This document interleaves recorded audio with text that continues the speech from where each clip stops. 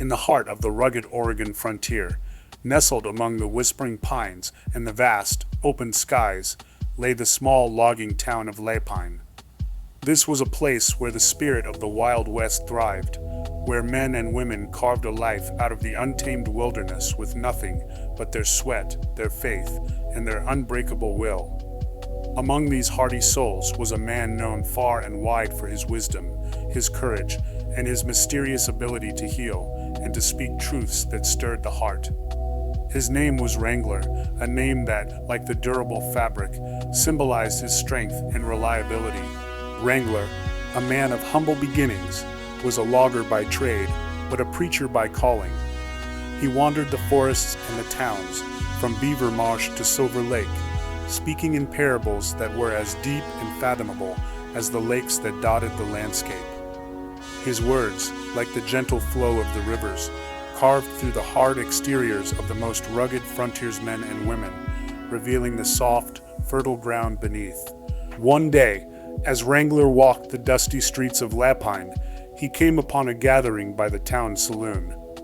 The air was thick with tension, the scent of whiskey, and the unmistakable aroma of cannabis, considered sacred by many for its healing and enlightening properties. At the center of the crowd stood two men, pistols at their hips, their faces set in grim determination. The dispute, as many were in those days, was over land that was as precious as life itself in the Wild West. Wrangler, with a calm that belied the intensity of the situation, stepped between the two men. "What good is land?"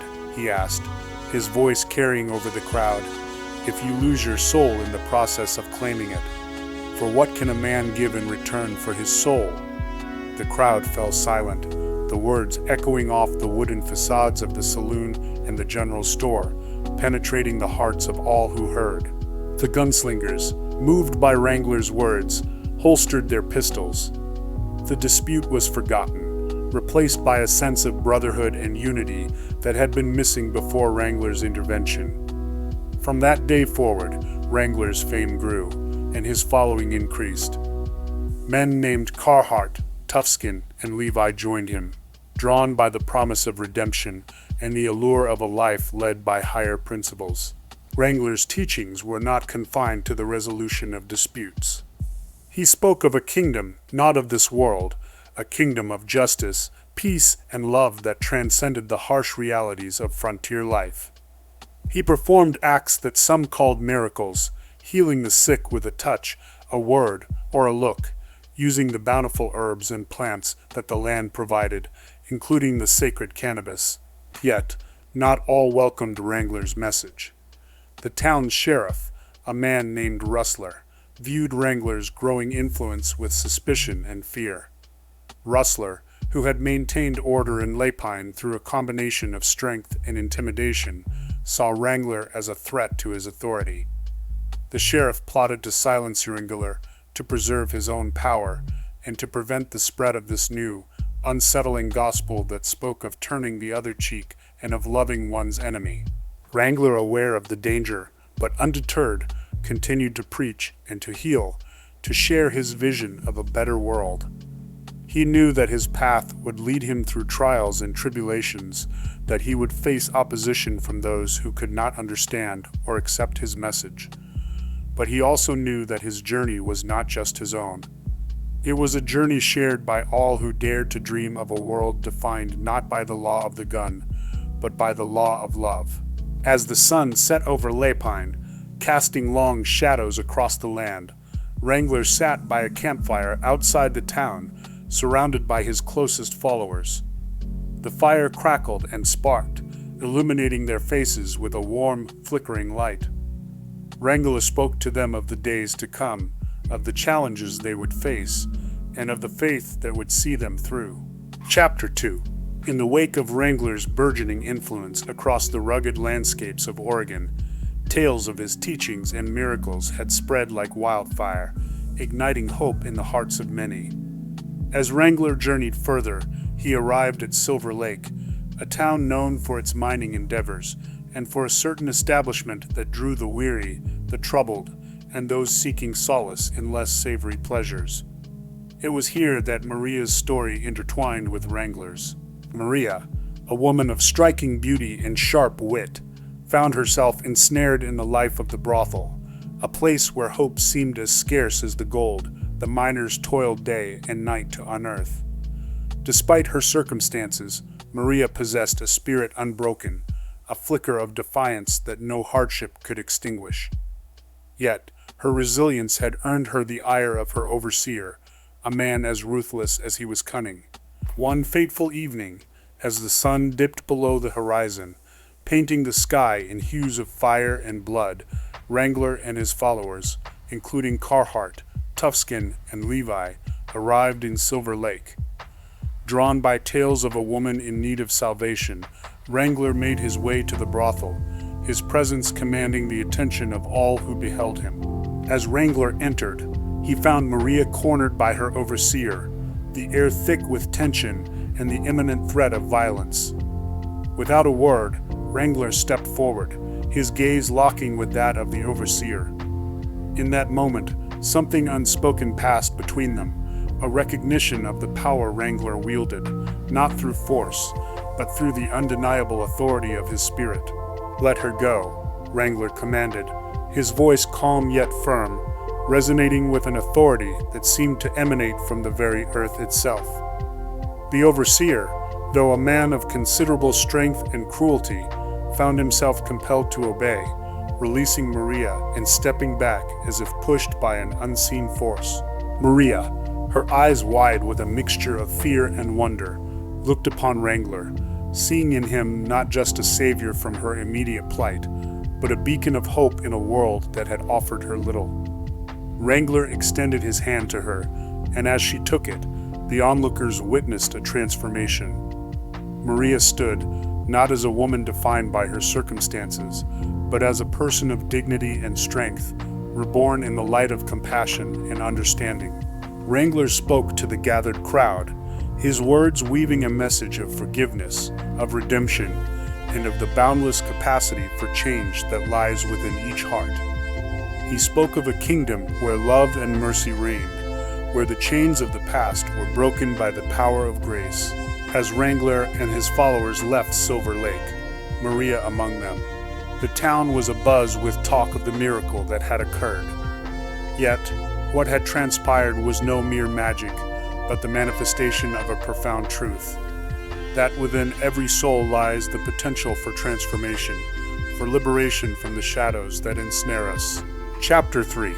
As Wrangler's teachings and the tales of his miracles continued to weave through the towns and wilderness of Oregon, his journey led him and his followers to the majestic expanse surrounding Crater Lake.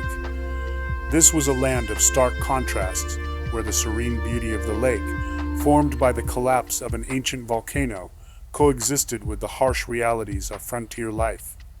It was here, amid the awe-inspiring natural wonders and the ever-present dangers of wildfires, that Wrangler chose to share the next chapter of his message, one inspired by the third gospel. Crater Lake, with its crystal-clear waters reflecting the sky above, served as a backdrop for Wrangler's teachings on the importance of inner purity and reflection. He spoke of the lake as a mirror for the soul, inviting his listeners to gaze into its depths and see the truth of their own hearts reflected back at them.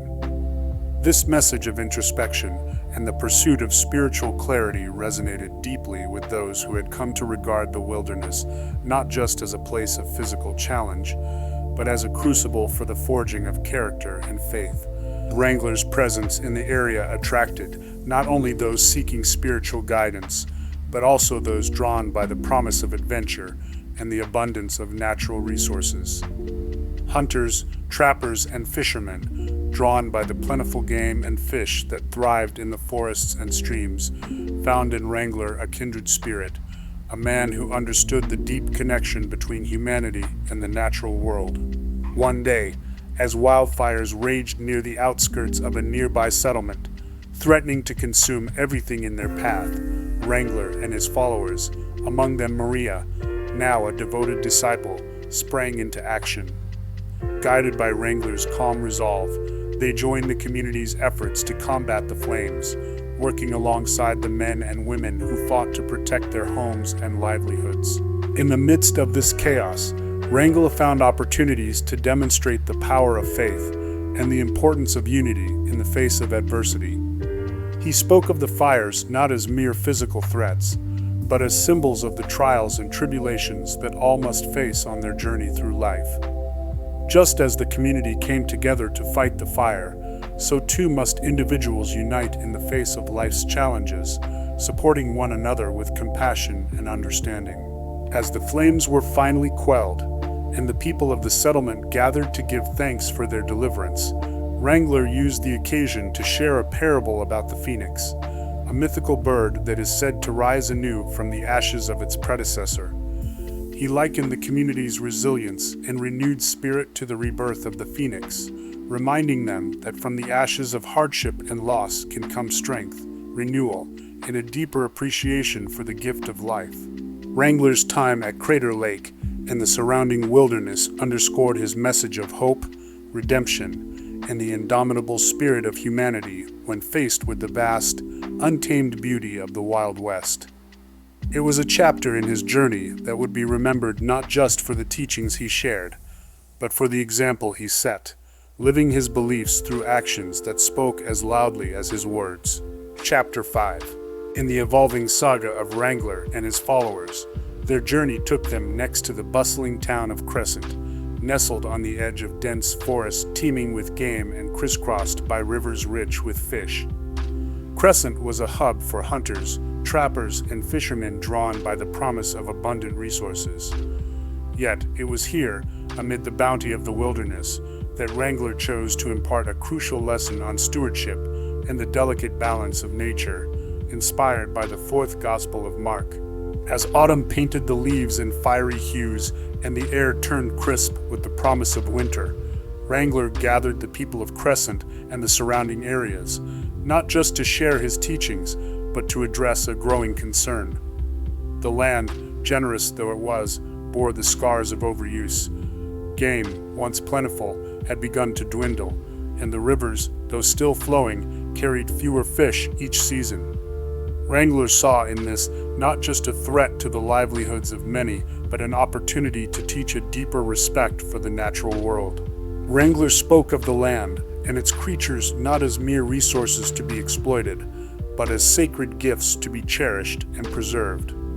He told parables of ancient times when the land was untouched by man, teeming with life in a perfect balance. He drew parallels between these stories and the teachings of the gospel, emphasizing the importance of humility, gratitude, and the responsibility of each individual to care for the earth as a steward, not a conqueror. Inspired by Wrangler's words, the hunters, trappers, and fishermen of Crescent began to change their ways. They instituted measures to limit their take, ensuring that they harvested only what they needed, and that they did so in ways that allowed the animal populations to replenish. They learned to read the signs of the land, to understand the ebb and flow of the seasons, and to adjust their practices accordingly. This shift was not easy, for it required not just a change in behavior, but a transformation in mindset. Yet, the results were undeniable. Slowly, the balance began to return. Game became more plentiful, and the rivers teemed with life once more. Wrangler's teachings spread beyond Crescent, carried by the wind and the water, by the people who had heard his message and taken it to heart. Tales of his wisdom and the miracles he performed reached the far corners of the frontier, inspiring others to view the world around them with new eyes. One particularly poignant tale that emerged from this period involved a confrontation between Wrangler and a group of men who sought to challenge his teachings. These men, hardened by the harsh realities of frontier life, saw Wrangler's message of conservation and respect for nature as a threat to their way of life. They confronted Wrangler demanding proof of his authority, a sign that his teachings were indeed divinely inspired. Wrangler, undaunted, invited them to follow him into the wilderness, to a place where the land bore the scars of overhunting and neglect. There, he asked them to observe, to listen, to truly see the world around them. As they watched, a deer emerged from the forest, its cautious steps betraying its awareness of the humans in its midst. Wrangler approached the deer, speaking softly, words lost to the wind, but felt in the hearts of those who watched. The deer, unafraid, allowed Wrangler to touch it, a moment of connection that transcended the boundaries between man and nature. To the men who had challenged him, this was the sign they had sought, a demonstration of the sacred bond between all living things and the power of respect and understanding. They left, changed by what they had witnessed, their hearts open to the possibility of a world where man and nature could coexist in harmony. Wrangler's time in Crescent and the lessons he shared there became a cornerstone of his teachings, a reminder of the interconnectedness of all life and the responsibility each person bears to protect and preserve the world for future generations. His journey, inspired by the Gospels and brought to life in the Wild West, continued to inspire, to challenge, and to offer hope to all who heard his message. Chapter 6. As the saga of Wrangler and his followers continued to unfold against the backdrop of the Oregon frontier, their journey brought them to the edge of winter, where the towns of Fort Rock and Beaver Marsh lay shrouded in the anticipation of snowstorms that could isolate them from the world for months. It was a time when the spirit of the community was tested, when the warmth of a fire and the strength of one's neighbors became the difference between survival and despair. In this setting, Wrangler chose to share the teachings of the sixth Gospel of Mark, weaving his message into the fabric of daily life, where the challenges of the Wild West were ever present. This part of his journey was marked by encounters that highlighted the complexities of human nature and the transformative power of faith and understanding. As the first snowflakes of the season began to fall, a dispute erupted in Fort Rock that threatened to tear the community apart. A cattle stampede, sparked by a careless gunshot, had led to losses for many of the town's ranchers. Tempers flared, and fingers were pointed, with accusations flying like the swirling snow.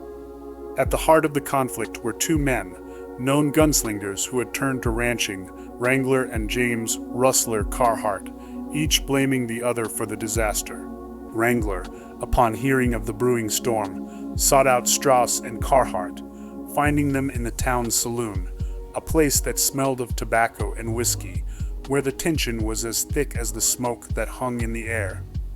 With the entire town gathered, Levy spoke of forgiveness and the folly of division, using parables that echoed the struggles they all faced. He talked of a shepherd who sought out a single lost sheep, valuing unity over pride. His words, delivered with the calm certainty that had come to define him, stilled the heated arguments and opened a path to reconciliation. In the days that followed, Wrangler's teachings on community and coexistence found fertile ground. The townsfolk of Fort Rock and Beaver Marsh began to come together in ways they hadn't before, sharing resources and stories, strengthening their bonds against the challenges of the frontier. Levy encouraged them to listen to the wisdom of the Native Americans, whose knowledge of the land and its rhythms could teach them much about living in harmony with nature.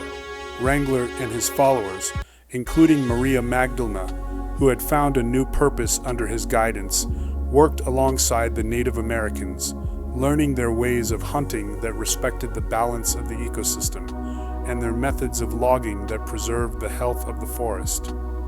These lessons became a testament to the power of unity and respect across cultures. The winter deepened, bringing with it the hardships of cold and isolation, but also the beauty of a world blanketed in white. Wrangler used this time to deepen the community's understanding of faith, speaking of the trials of the prophets and the endurance of the Spirit. When a snowstorm trapped them in Beaver Marsh, Wrangler's presence turned what could have been a time of despair into one of reflection and growth. As spring finally broke through the snow, the people of Fort Rock and Beaver Marsh emerged stronger, more united. They had faced the storms of winter, both literal and metaphorical, guided by Wrangler's teachings in the sixth Gospel of Mark. The lessons of this time would not be easily forgotten, serving as a beacon for the journey ahead. a journey that continued to unfold with each step Wrangler took, each word he spoke, and each life he touched. Chapter 7. As spring ushered in renewal across the rugged landscapes of Oregon, Wrangler and his eclectic band of followers, now a harmonious blend of frontiersmen, Native Americans, and reformed gunslingers, ventured toward the remote town of Silver Lake, renowned for its reflective waters and the promise of new beginnings. This season marked the beginning of the seventh Gospel of Mark in their ongoing saga, a chapter that would weave together all the elements of the Wild West with the profound teachings Wrangler sought to impart. Silver Lake, emerging from the grip of winter, buzzed with activity. The town, a crucible of frontier life, was alive with the sounds of construction as the community worked to expand their settlement, anticipating the growth that the end of a harsh winter promised. Amid this backdrop of hope and industry, Wrangler found fertile ground for his next teachings, which emphasized the principles of renewal, community effort, and the stewardship of the earth's bounty. Drawing upon the vibrant life around Silver Lake, Wrangler spoke of the parable of the sower, reimagined for the ears of those who lived by the land. He likened the word of faith to seeds scattered across the ground, some falling on fertile soil, others on rocky paths or among thorns. He used the landscape itself as a metaphor, pointing to the lush forests that bordered the town, the fields ready for planting, and the clear waters teeming with fish. Wrangler's message was clear. Like the earth, the heart must be tended with care, prepared to receive the seeds of faith, so they might grow and flourish. The challenges of frontier life, wildfires, cattle stampedes, and the ever-present threat of isolation due to snowstorms served as the backdrop for Wrangler's teachings on resilience and mutual support. He urged the people of Silver Lake to look beyond the immediate struggles, to see the trials as opportunities to strengthen their bonds, and to forge a community that could withstand any adversity. Wrangler's influence extended beyond the spiritual, inspiring practical changes within the community. Encouraged by his message of conservation and respect for nature, the townsfolk adopted sustainable hunting and fishing practices, learning from the Native Americans who had lived in harmony with the land for generations. These practices ensured that the game remained plentiful and the waters of Silver Lake continued to nourish life. As the narrative unfolded, Wrangler and his followers encountered a group of weary travelers, miners who had ventured too deep into the mountains in search of wealth, only to be disillusioned by the harsh realities they faced. Wrangler welcomed them, sharing stories of treasure not found in the earth, but within one's soul. In a gesture that mirrored the communal feasts of old, the people of Silver Lake came together to host a grand meal where whiskey flowed, not as a means to forget, but to celebrate life and community. The event became a testament to the transformative power of hospitality and the sharing of one's bounty.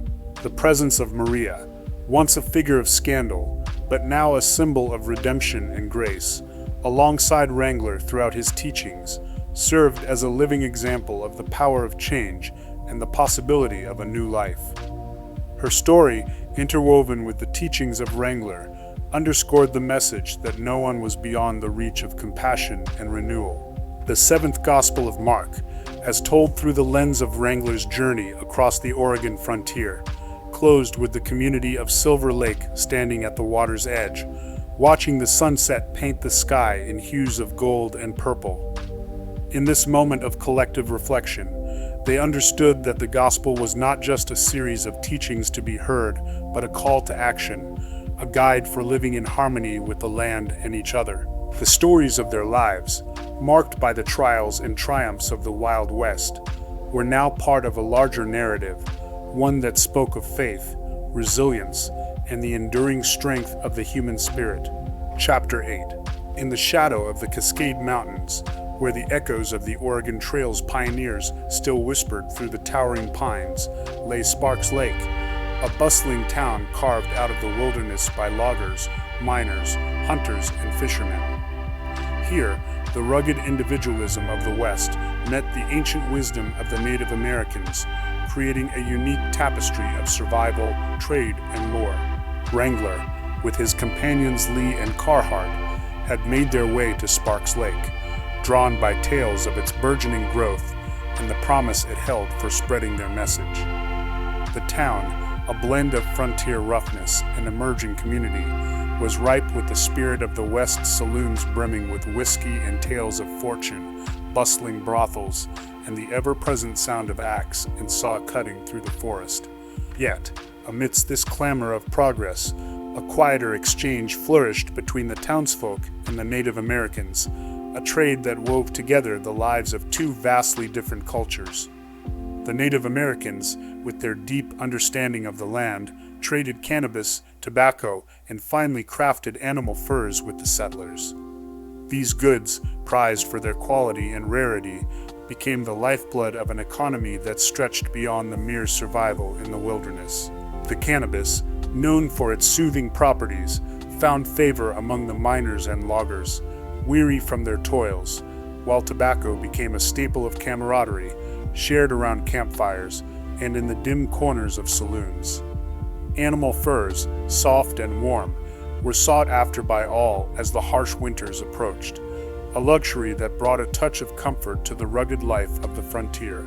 As these trades took place, the Native Americans would share stories of the land, enriching the settlers' understanding of their new home. One tale, in particular, captivated the imagination of all who heard it: the myth of Crater Lake's creation.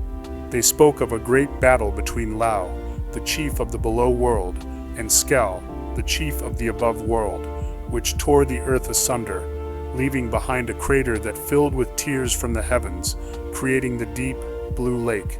This story, a testament to the land's power and mystery, served as a reminder of the respect it demanded from those who sought to claim it as their own. But life in Sparks Lake was not without its perils. The town, for all its promise, attracted gunslingers and outlaws, drawn by tales of wealth and the opportunity to exploit. Fights would often erupt in the saloons, quick draws and flying fists settling disputes over gold, land, or honor. Wrangler, though a man of peace, found himself standing against such lawlessness, his reputation as a quick draw and a fair man earning him a grudging respect even among the most hardened of outlaws.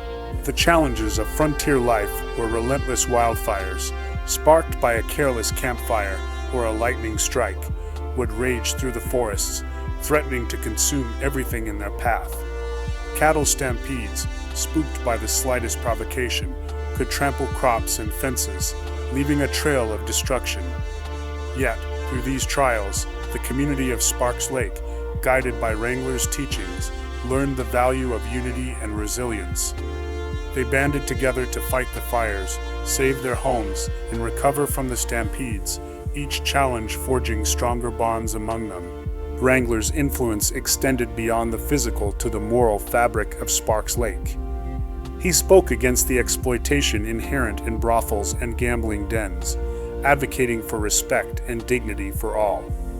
His words, though met with resistance by some, sparked a change in others, leading to a gradual shift in how the town addressed its moral dilemmas. In the midst of these struggles and victories, the story of Sparks Lake unfolded, a chapter marked by the mingling of cultures, the harsh realities of frontier life, and the enduring spirit of its people. Wrangler, Lee, and Carhart, through their actions and teachings, became the embodiment of this spirit, a beacon of faith, hope, and resilience in the wild heart of Oregon. As the sun set behind the Cascade Mountains, casting long shadows over Sparks Lake, the town stood as a testament to the trials and triumphs of the frontier. In the stories shared around the fireside, in the goods traded with respect and understanding, and in the challenges faced together, the spirit of the 8th chapter of Mark lived on, a guide to living in harmony with the land and each other. And so, Wrangler and his companions, under the vast Oregon sky, continued their journey, their hearts and spirits intertwined with the fate of Sparks Lake, a chapter in their saga not soon to be forgotten. The Wild West, with its blend of danger, beauty, and opportunity, forged not just a community, but a legacy, one that echoed the timeless teachings of faith, provision, and understanding, a beacon for all who dared to venture into the great unknown. Chapter 9. In the heart of the Cascade Kush Mountains, among the towering pines and rugged landscapes carved by time and the elements, lay a network of towns, each with its own story. Sparks Lake, Elk Lake, Devil's Lake, Crescent Lake, and Todd Lake were beacons of civilization amidst the untamed wilderness, connected by the Oregon Trail and a shared spirit of resilience and discovery. Wrangler, alongside his companions Lee, Carhart, Jeramballs the Wise Woodcutter, Durbin, and the brothers Cheech and Chong, ventured through these towns, spreading teachings of faith, understanding, and unity. Their journey was marked by encounters that bridged the divide between settlers and Native Americans, fostering a mutual respect grounded in trade and the sharing of knowledge. Cannabis and tobacco, traded freely, became symbols of this newfound harmony, while animal furs symbolized the respect for the wilderness that sustained them all. The Native Americans, guardians of the land's lore, shared stories of the mountains' tales of spirits that roamed the forests and lakes, of battles fought and reconciliations won, of the earth's deep wisdom. These stories, passed down through generations, spoke of a connection to the land that was both sacred and vital, a bond that Wrangler and his followers sought to understand and honor. One night, under the starlit sky, near the serene waters of Crescent Lake, the group gathered around a roaring fire, the air filled with the soft murmur of the forest. The Native Americans spoke of a vision quest, a journey of the spirit that offered guidance and clarity to those who sought it. Intrigued, Wrangler and his companions listened intently, their minds open to the teachings of the land. As they embarked on this spiritual journey, guided by the wisdom of their Native American friends, they encountered visions that challenged and expanded their understanding. These visions, though personal and varied, shared a common theme: the interconnectedness of all life and the importance of living in harmony with the earth and each other. The teachings of Wrangler, enriched by these experiences, took on a new depth. He spoke of the importance of community, of supporting one another through trials, of the strength found in unity. He preached respect for the land, advocating for good ethics in animal husbandry and the stewardship of nature's bounty. The towns, once isolated points of light in the vast wilderness, grew closer, their inhabitants bonded by shared experiences and mutual respect.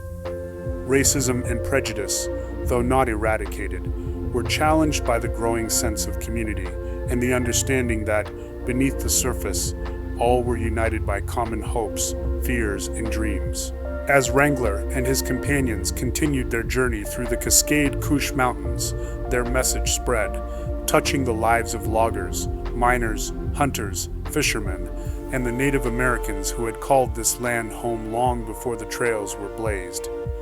Each town, Sparks Lake, Elk Lake, Devil's Lake, Crescent Lake, Todd Lake, became a testament to the power of faith, the importance of community, and the transformative nature of understanding and respect.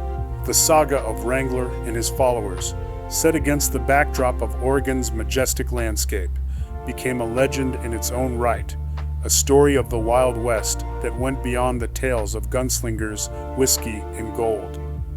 It was a story of the human spirit, of the quest for meaning and connection, and of the eternal dance between humanity and the natural world.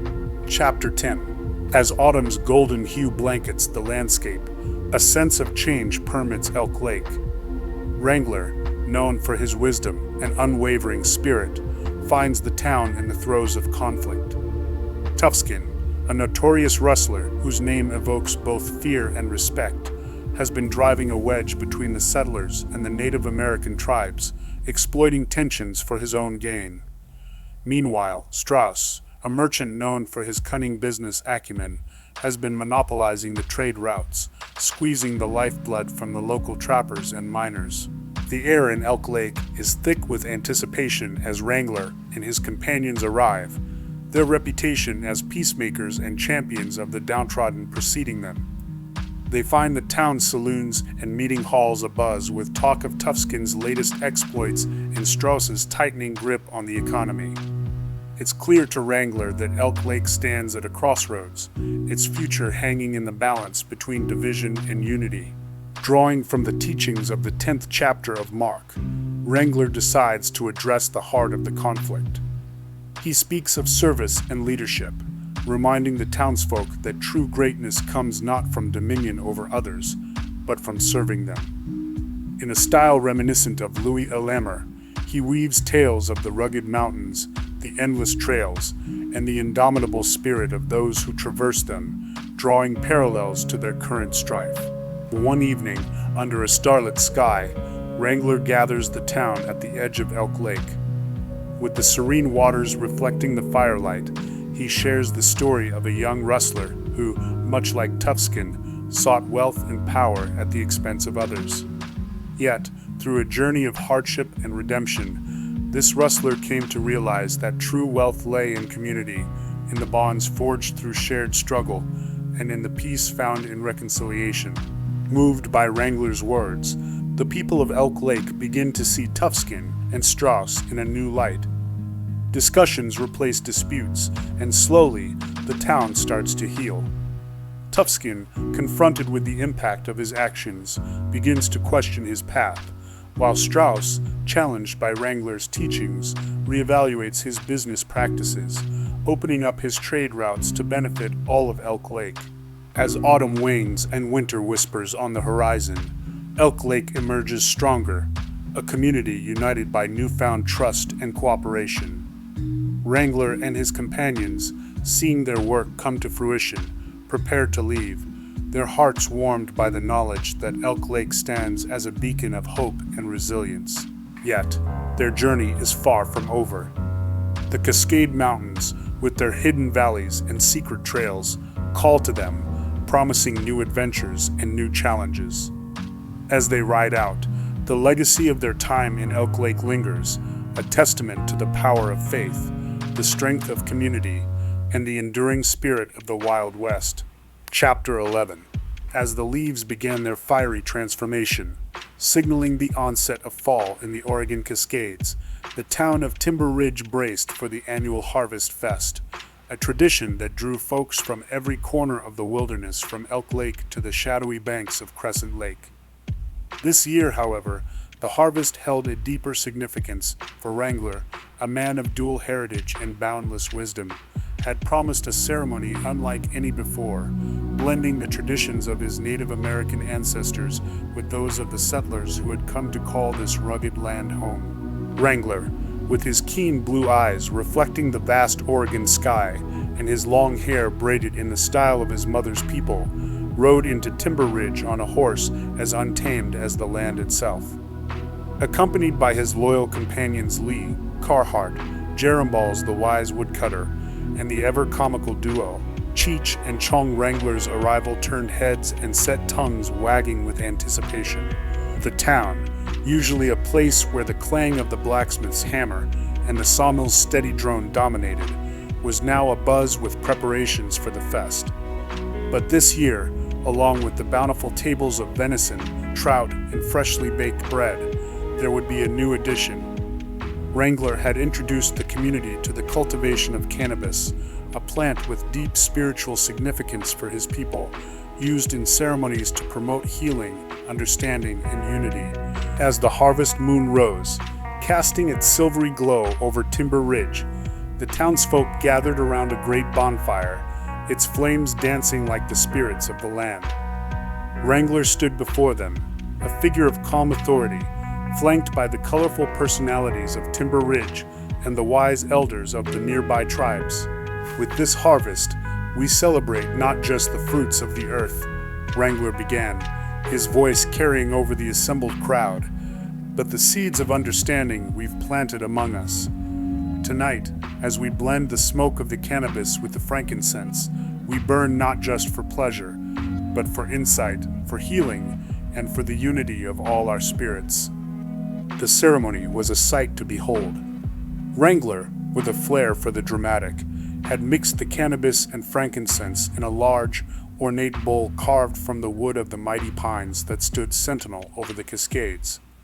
As the mixture smoldered, producing an aromatic smoke that swirled in intricate patterns against the night sky, the townsfolk and their Native American brethren stood in silent reverence, their differences momentarily forgotten in the shared experience. But Wrangler's ceremony was more than just smoke and silence. With a wit as sharp as the blade he carried at his side, he regaled the gathering with tales of the Cascade stories of mischievous spirits, of legendary beasts, and of heroes who walked the line between worlds. His narrative was peppered with clever insights and humorous asides, particularly about his companion's antics, which never failed to draw laughter from the crowd. Take heed of the tale of Cheech and Chong, who ventured deep into the forest in search of the mythical Cascade Kush, Wrangler teased, casting a sly glance at his friends. They sought wisdom, but found themselves hopelessly lost, only to be saved by a bear who, I suspect, was more amused than hungry.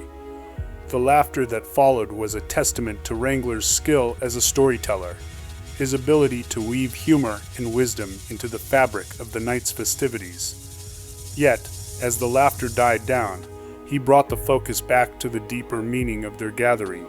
Let this ceremony remind us that we are all part of a greater story, one that binds us to the land and to each other, he continued, his tone now solemn. In the smoke of the cannabis and frankincense, let us see the dreams of our ancestors and the hopes for our children. Let us remember that, though we come from different paths, we share one journey. The ceremony concluded with a feast that lasted well into the night, a celebration of the harvest, of community, and of the bonds forged in the heart of the Oregon wilderness. Wrangler, with his unique heritage and his message of unity, had drawn the people of Timber Ridge and the surrounding lands closer, bridging worlds with the wisdom of his words and the warmth of his spirit. As the first light of dawn touched the peaks of the Cascades, Wrangler and his companions prepared to depart, their journey far from over.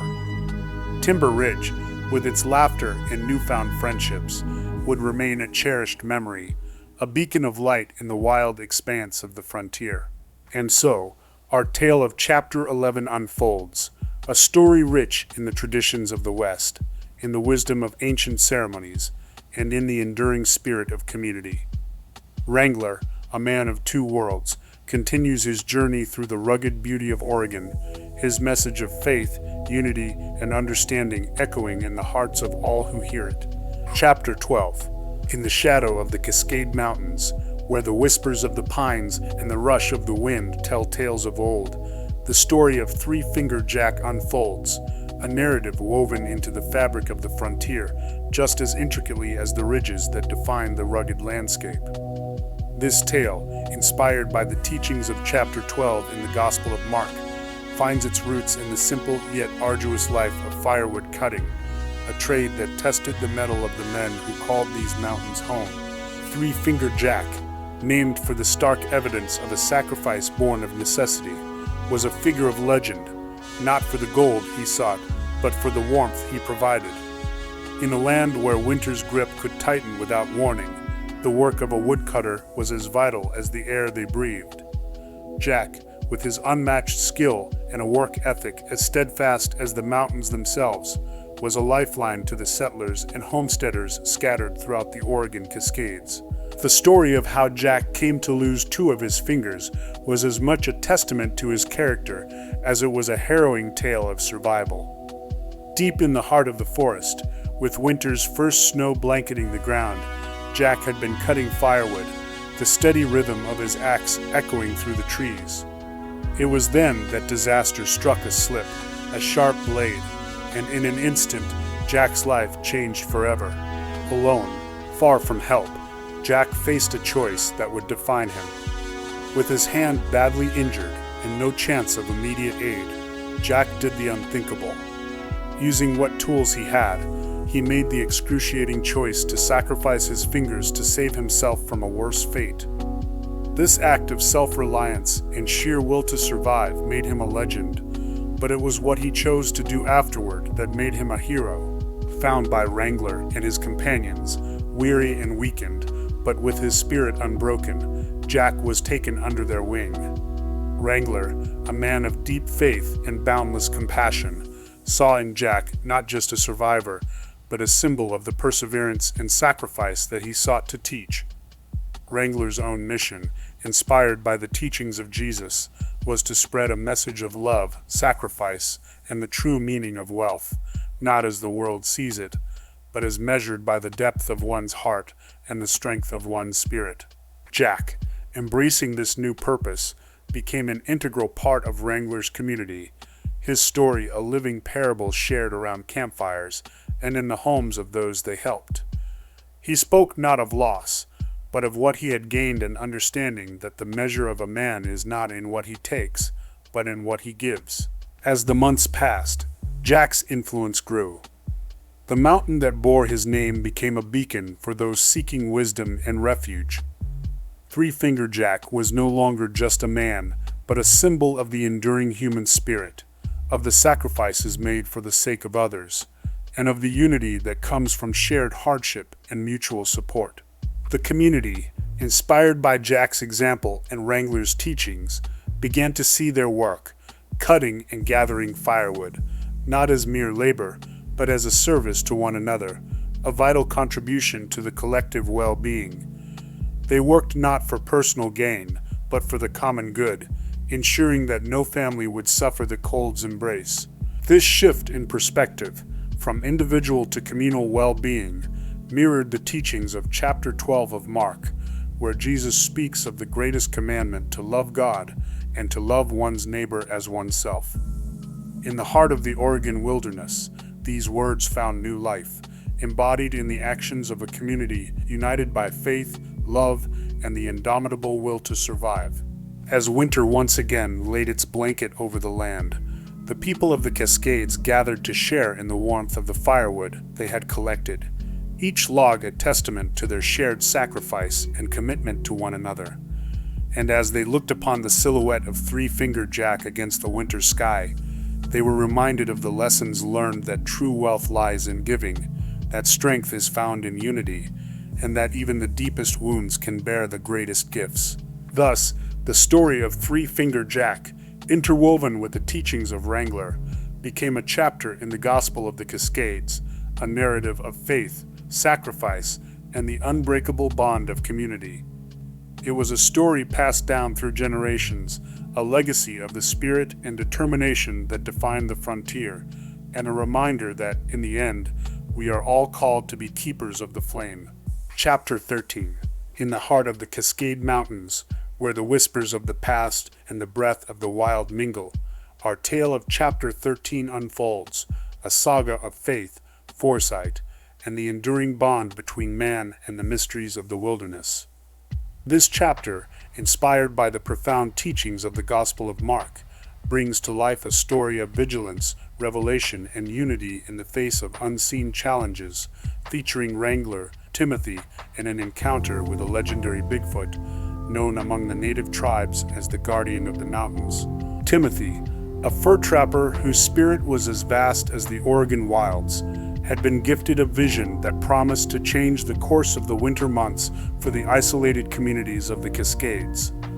This vision, revealed to him through the sacred ritual of consuming medicinal cannabis, showed him standing sideways on a single wide board, gliding with grace over the snow. This revelation was not just a breakthrough in traversing the snow-covered expanses. It was a sign of a deeper connection to the land and its ancient guardians. Eager to share this vision with Wrangler, Timothy found him as the first light of dawn kissed the peaks of the mountains.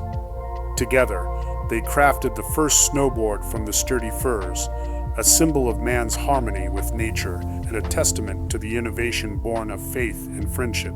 But the mountains held secrets beyond the reach of man's understanding, and as Wrangler and Timothy prepared to traverse the great snowfields to spread their message of hope and resilience, they were met with a challenge as old as the legends whispered around the firesides of both settlers and native tribes.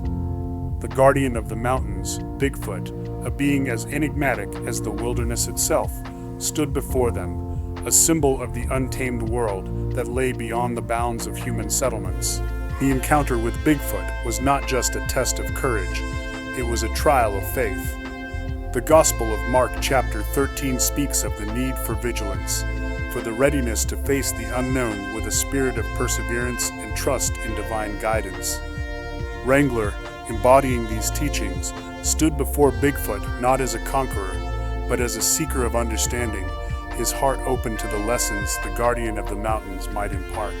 As the silent standoff unfolded, Timothy, recalling his vision, realized that Bigfoot was not an adversary, but a protector, a being tasked with guarding the sacredness of the wilderness and the balance between man and nature. The snowboard, a product of Timothy's vision, was not merely a tool for overcoming the snow. It was a symbol of man's ability to adapt, to respect the boundaries of the natural world while seeking harmony within it. With a deep sense of respect, Wrangler and Timothy lowered their gazes, acknowledging the presence of Bigfoot as a sign of the mountain's spirit, a reminder that their journey was not just about reaching the isolated communities, but about understanding the deeper connections that bound all life together. In that moment of mutual recognition, Bigfoot turned, disappearing into the mist, leaving behind a profound silence that spoke volumes. The encounter with Bigfoot became a pivotal part of their journey, a story that Wrangler shared with each community they visited, using it to illustrate the teachings of chapter 13 from the Gospel of Mark.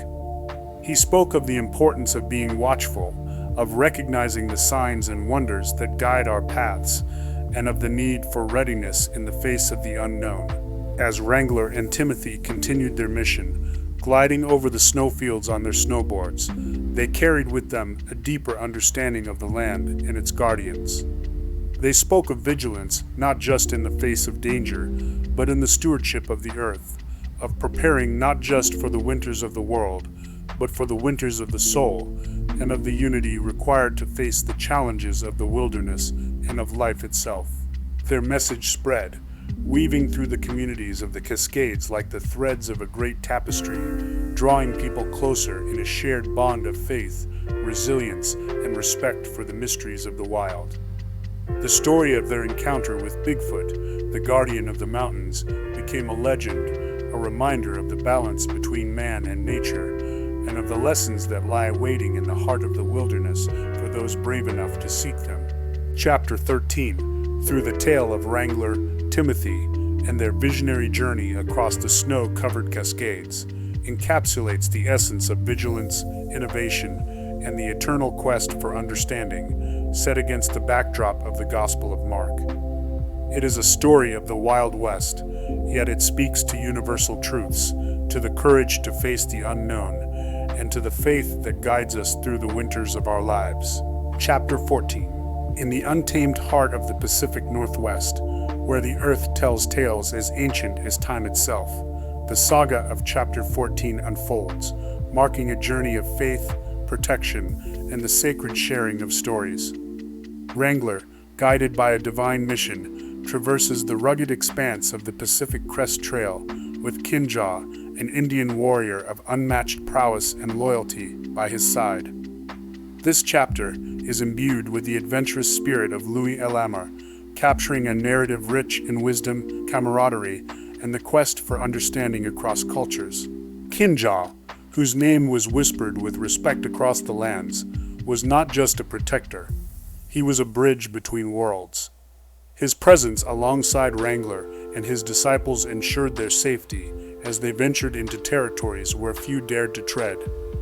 But more than that, Kinjaw brought with him the wisdom of his people, sharing stories of the land that stretched beyond the horizon, where the volcanoes stood as sentinels of the earth's fiery heart. As they journeyed from town to town, tribe to tribe, Wrangler's message of love, forgiveness, and unity resonated deeply, finding a harmonious echo in the tales of creation and existence that Kinjaw shared.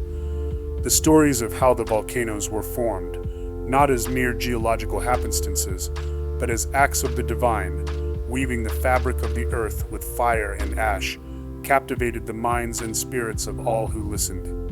One evening, under the canopy of stars that stretched endlessly across the sky, Kinjaw spoke of Mount Hood, its towering presence a testament to the powerful forces that shaped the world. He told of Wyeast, the proud and fiery spirit whose heart burned with a passion that mirrored the molten core of the earth itself. The tale spoke of love, rivalry, and reconciliation, themes that mirrored the complexities of the human heart and the teachings Wrangler sought to impart. Wrangler, with his keen insight, drew parallels between Kinjaw's stories and the lessons of chapter 14 from the Gospel of Mark. He spoke of the Last Supper, a moment of profound connection and impending betrayal, reflecting on the importance of faithfulness and the strength found in unity.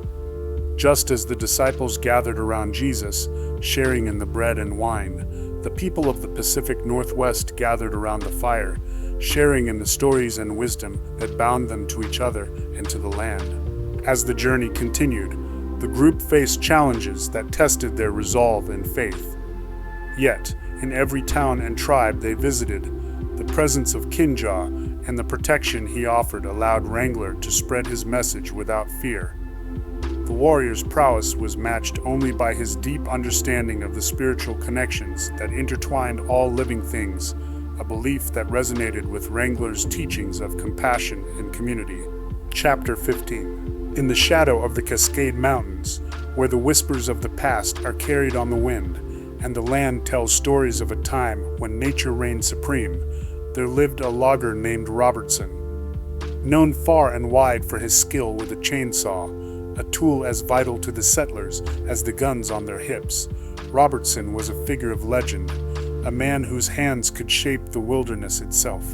The frontier was a land of untold beauty and danger, where avalanches roared like thunder and volcanoes slumbered like giants beneath the earth. It was here, among the towering pines and the ancient spirits of the land, that Wrangler and his followers found themselves in need of aid. The winter had been harsh, the snows deep, and the wood for warmth and shelter scarce. Enter Robertson, a man whose reputation preceded him, his chainsaw roaring in harmony with the howl of the wind through the trees. To Wrangler, Robertson was more than a logger. He was a lifeline in the unforgiving grip of winter. With a nod of understanding and a handshake that spoke volumes, Robertson set to work, his chainsaw cutting through the frozen silence, providing not just firewood but hope. The partnership between Wrangler and Robertson was one of mutual respect. Robertson, with his rugged exterior and heart of gold, found kinship in Wrangler's mission, his teachings of faith, resilience, and the importance of community resonating with the logger's own beliefs. Together, they stood as pillars of strength in a world where the line between survival and despair was as thin as the edge of a chainsaw blade. Their story, however, was not without its trials. The land, for all its beauty, held dangers that lurked in the shadow of the mountains. Avalanches, set loose by the slightest whisper of nature's breath, threatened to bury the hopes of the settlers under a blanket of snow and ice. Volcanoes, their peaks shrouded in mystery, rumbled with the promise of fire and ash, a reminder of the earth's raw power. Yet, it was in the face of these challenges that the true spirit of the frontier shone brightest. Robertson, with his chainsaw, became a force of nature himself, clearing paths through the snow, felling trees to create shelters, and standing alongside Wrangler as a guardian of the people. His deeds became the stuff of legend, tales told around crackling fires of the man who could run a chainsaw faster than any, whose blade was a beacon of hope in the darkest of times. The legend of Robertson reached even the Native Americans, who still roamed the land, their stories and traditions woven into the fabric of the mountains. They saw in him a warrior of the woods, a man whose respect for the land mirrored their own. In time, a bond formed, one of mutual respect and shared purpose, as Robertson and Wrangler worked alongside the native peoples, learning from them, sharing with them, and in turn, teaching the gospel of unity and respect for all creation. As the seasons changed, from the harshness of winter to the promise of spring, the legacy of Robertson and Wrangler endured. Their journey, a testament to the power of faith, the strength of the human spirit, and the unbreakable bonds of community, became a chapter in the Gospel of the Cascades, a story of salvation not just of the soul, but of the body and the land. In this reimagined Chapter 15, inspired by the Gospel of Mark and the tales of Louis Elammer, the Wild West comes alive with the sound of chainsaws, the roar of avalanches, and the rumble of volcanoes. It is a story of adventure, of heroes born from the wilderness, of legends carved not in stone, but in the living heart of the frontier. Here, Robertson stands tall, a figure of strength and resilience, a man who, with Wrangler, faced the trials of the wilderness and emerged not just as survivors, but as saviors. Chapter 16. As the first light of dawn crept over the rugged peaks of the Cascade Mountains, Wrangler and his band of followers Carhart, Strauss, Levi, Toughskin, Kinjaw, Maria, Robertson, and Three-Fingered Jack gathered around the remains of their campfire, the embers of the night's revelation still warm in their hearts. The arrival of the alien, a celestial messenger bearing the gift of an electric guitar, marked a turning point not just in their journey, but in the very fabric of their reality. This was no ordinary morning. It was the dawn of a new era. The alien, with wisdom that spanned the stars, began to weave a tale that mirrored the prophetic visions of 2112, by Rush a saga of oppression, a lone hero's discovery, and the transformative power of music. Wrangler, now holding the electric guitar, felt a connection to the instrument that was almost spiritual in nature. It was as if the guitar was a divine tool, meant to unlock something profound within him and his followers.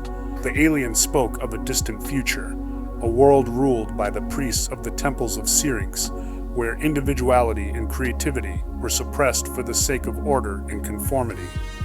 Yet, in that world, a young man discovered a guitar, much like Wrangler now held, and through it, the lost art of music. This discovery became a beacon of hope, a catalyst for change, challenging the status quo and igniting a spark of rebellion. As Wrangler listened, he saw the parallels between the alien's story and their own mission.